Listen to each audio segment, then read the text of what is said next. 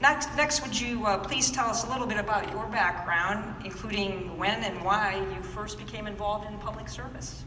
Sure. Well, it's interesting. I grew up in a blue-collar union town. I always say that because I remember that when I looked around, my uncles, they went to the service, volunteered. But I also, when they came back, they were volunteer firefighters. I always saw service as part of their life. And I always really, although I didn't serve in the military, and I honor and respect all those that have, I do believe that service is so important that when I moved here to Wadsworth 35 years ago, the first thing that I did was go to the local volunteer fire department in Wadsworth and joined, and actually served as a firefighter for 5 or 6 years. Would have probably still been a firefighter today, except that because I did love doing that. That was service back to my community, except at the time I started my first business. And then, of course, we started having children. It was very difficult with 3 kids and starting your own business to also be leaving at 2 or 3 in the morning and sometimes not coming back until 8, 9 in the morning or 10 in the morning after you're fighting a fire. But that was my first service back to my community. But I always believed in giving back. As I was building my businesses, I was on the Board of Zoning Appeals, which was a volunteer position.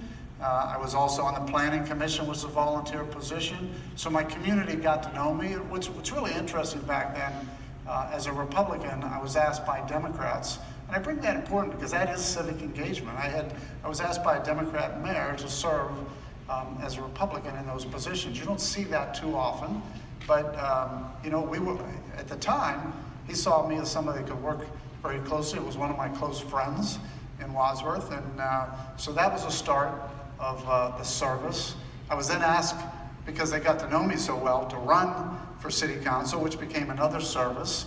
I call that a community service because, as many of you know, when you're elected to city council, it is not a job that's going to pay for the house and the cars and the mortgage. It is a service where you get a stipend, but it's a way of giving back to your community. I think that's always so important too.